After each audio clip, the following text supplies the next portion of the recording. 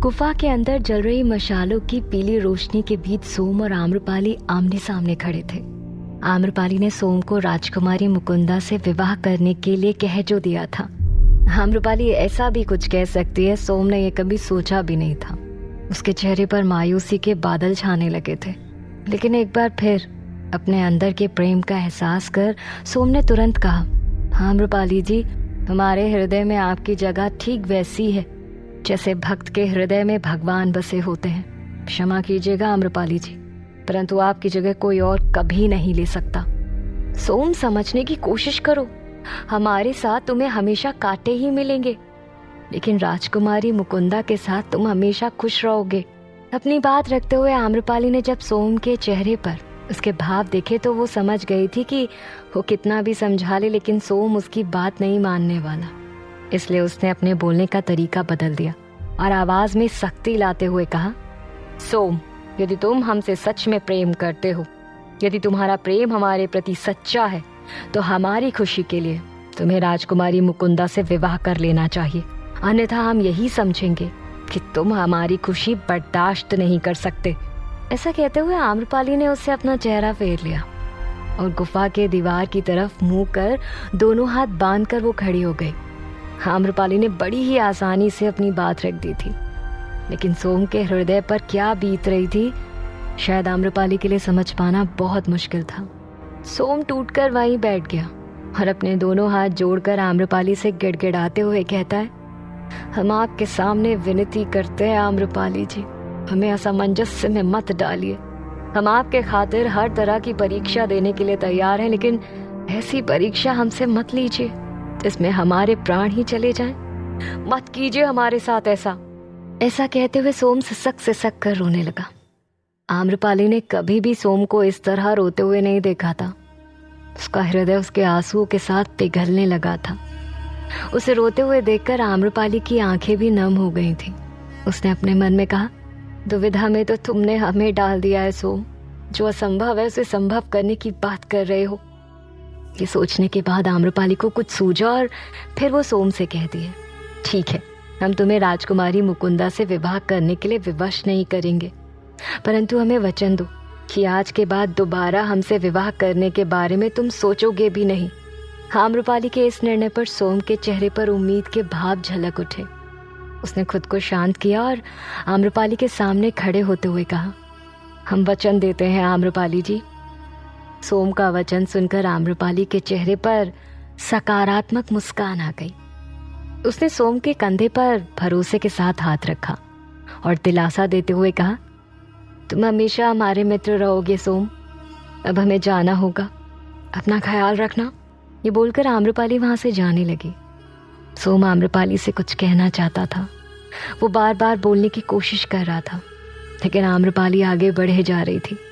जैसे ही आम्रपाली गुफा के द्वार के पास पहुंची, उसने एक सांस में कहा, आम्रपाली जी, हमें भी अपने साथ ले चलिए।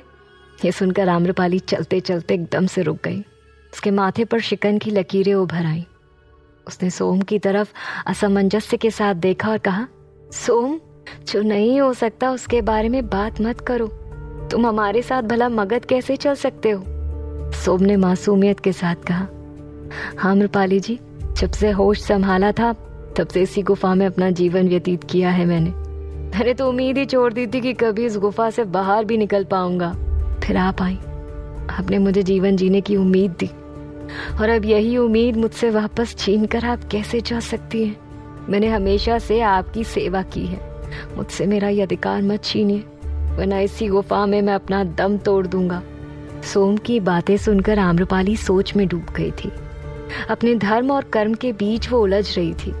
उसका धर्म कह रहा था कि सोम को ऐसे अकेले छोड़ना उचित नहीं, और कर्म कह रहा था कि सोम को वो अपनी वजह से संकट में नहीं डाल सकती।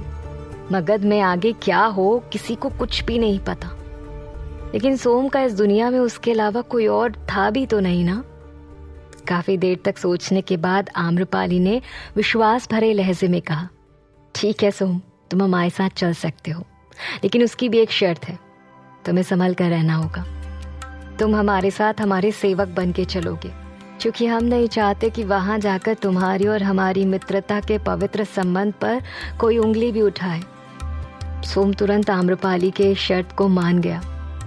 आम्रपाली के हाँ कहने के बाद सोम का टूटा हुआ मन एक बार फिर से जुड़ गया था और उसके अंदर ऊर्जा का एक नया भाव दिखने लगा था। उसी वक्त राजकुमारी मुकुंदा गुफा के बाहर उन दोनों के आने की प्रतीक्षा कर रही थी। सूरज ढलने के अंतिम पड़ाव पर था। आसमान में चारों तरफ लालिमा अपने अंतिम चरण में थी। चारों तरफ हल्का हल्का अंधेरा छाने लगा था। राजकुमारी मुकुंदा रथ के पास खड़ी थी और बार बार गुफा के द्वार की तरफ देख रही थी। उसके चेहरे पर उनकी प्रतीक्षा के भाव साफ झलक रहे थे। उसने खुद से कहा, आम्रपाली को आने में इतना विलंब क्यों लग रहा है? कहीं सोम ने फिर से कोई जिद तो नहीं पकड़ ली? तभी आम्रपाली सोम के साथ गुफा के बाहर की तरफ आ रही थी। उसे सोम के साथ आता हुआ देखकर राजकुमारी मुकुंदा के चेहरे के भाव खिलने लगे थे।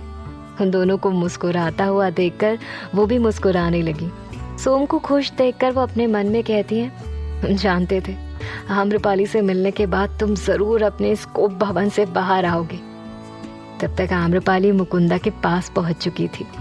उसने कहा, क्षमा करना राजकुमारी, हमने आपको बाहर प्रतीक्षा के लिए छोड़ दिया। सोम ने जब राजकुमारी को बाहर देखा तो वो कुछ ना कह सका।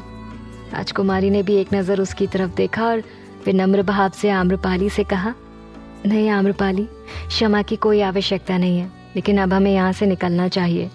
रात हो रही है और महल में सब हमें ढूंढ रहे होंगे। एक तरफ आम्रपाली सोम को लेकर मगध जाने के लिए तैयार थी, लेकिन दूसरी तरफ मगध में बैठी रानी कौशला देवी की स्थिति वक्त गुजरने के साथ साथ बुरी होती जा रही थी। उन्हें कुछ समझ नहीं आ रहा था कि आम्रपाली को मगध आने से किस तरह रोका जाए। वो अपने कक्ष की खिड़की के पास जाकर खड़ी हुई और व्याकुल होते हुए कहती हैं, ये गुप्तचर श्रीमालू की खबर लेकर अब तक आया क्यों नहीं?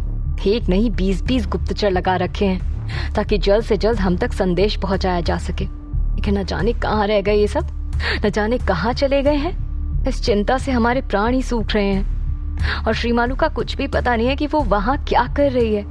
ऐसा कहते हुए रानी कौशला देवी एक बार फिर कुछ सोचने लगी। अगले ही पल रानी चेलना अपनी कुछ दासियों के साथ वहां आई। दासियों के हाथ में 2 बड़ी बड़ी थाल थी। रानी चेलना को इस तरह आता हुआ देख रानी कौशला देवी को कुछ समझ नहीं आया। उन्होंने अपनी आवाज में मजबूती लाते हुए पूछा, रानी चेलना ये सब क्या है? रानी चेलना ने उनका जवाब देने के बजाय उन दासियों को वहां रखी मेज पर थाल रखने का इशारा किया। उन्होंने बाहर जाने के लिए कहा। दासियां चुपचाप उस थाल को रखकर वहां से चली गई। रानी कौशला देवी ये सब कुछ हैरानी भरी नजरों से देख रही थी। दासियों के जाते ही उन्होंने झट से कहा, क्या कर रही हैं आप? और हमने आपसे कुछ पूछा है। तो रानी चेलना ने रानी कौशला की तरफ देखकर निष्फिक्र भाव से कहा, इतनी जल्दबाजी भी क्या है रानी, हम तो आपको बहुत कुछ दिखाने के लिए आए हैं। वहाँ 3 थाल रखी हुई थी। ये बोलकर उन्होंने तीनों थालों पर से कपड़े हटा दिए, वो कपड़े जिससे तीनों थालें ढकी हुई थी, और तीनों ही थालों में अलग अलग सामान थे।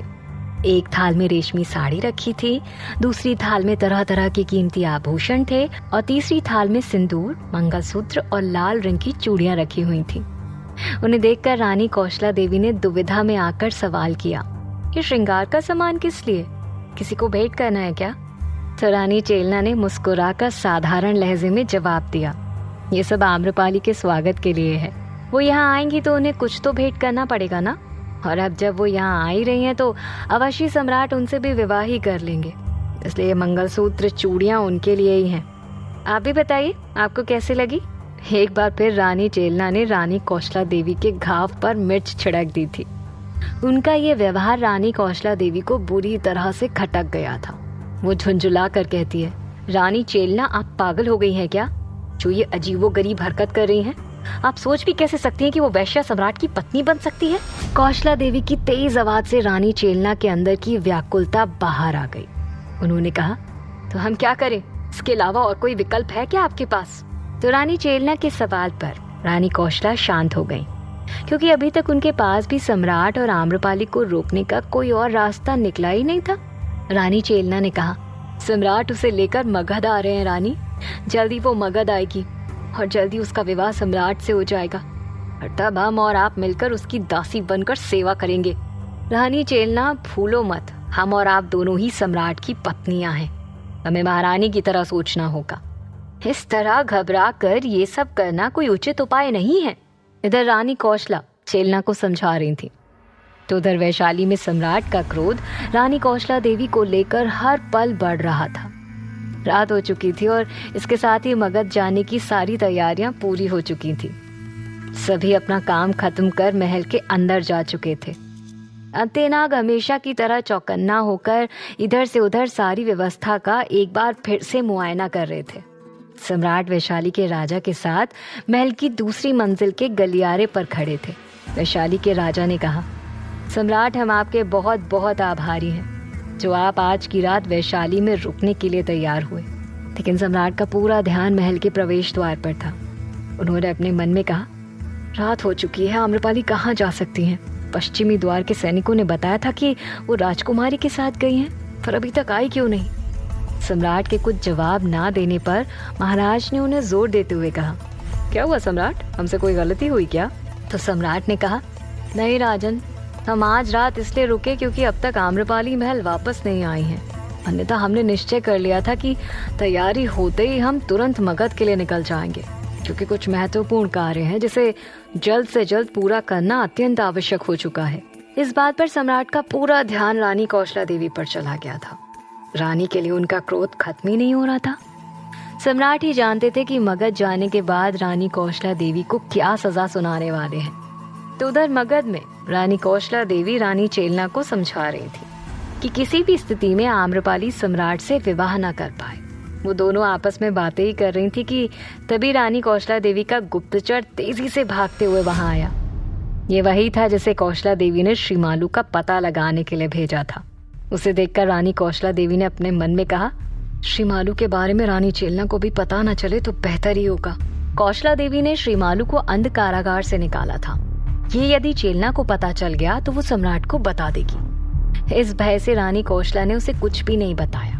रानी कौशला ने तुरंत चेलना से कहा, आप निश्चिंत रहिए रानी, हम कोई उपाय सोचते हैं, जाइए आप जाकर आराम कर लीजिए। अचानक से रानी कौशला देवी चेलना को वहां से भेजने लगी थी।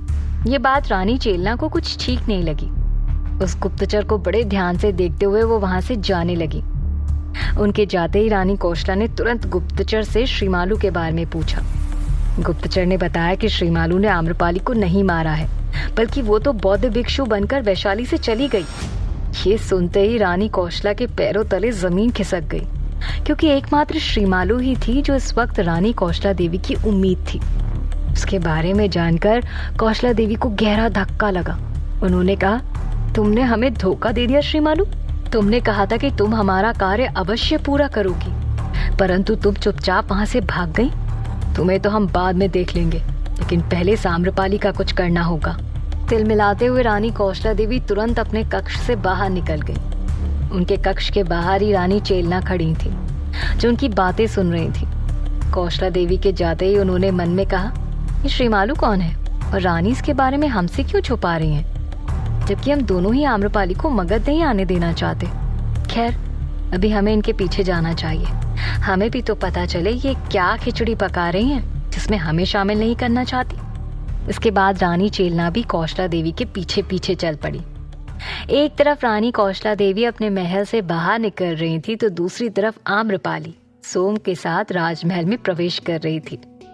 सम्राट, जो कि महल के गलियारे में खड़े थे, उन्हें देखकर तुरंत राजा से कहते हैं, राजन, हम अभी आए। ये बोलकर सम्राट तेजी से चलते हुए आम्रपाली की तरफ जाने लगे। लेकिन आम्रपाली के मन में उलझन थी कि वो सोम के बारे में सम्राट से क्या कहेंगी। यदि सम्राट ने उसे अपने साथ ले जाने से मना कर दिया तो? जैसे ही वो सभी रथ से नीचे उतरे, उन्होंने देखा कि सम्राट सामने से आ रहे थे। सम्राट को देखकर सोम अंदर ही अंदर घबराने लगा। उसने अपने मन में कहा, जिस भानु प्रताप को मैं आम्रपाली से दूर कर रहा था, आज वो सम्राट बन के मेरे सामने खड़ा है। यदि इन्हें पता चला कि मैं ही सुलोचना बनकर दिन रात आम्रपाली के पास था और इनका प्रेम पत्र छुपाने वाला मैं ही था, तो ये मुझे जान से मारने में एक पल भी नहीं लगाएंगे। ऐसा सोचते ही सोम के चेहरे से पसीने की बूंदें छलक पड़ी। क्या सोम का डर हकीकत में बदल जाएगा? क्या सम्राट सोम को अपने साथ ले जाने के लिए मान जाएंगे? जानने के लिए सुनते रहिए।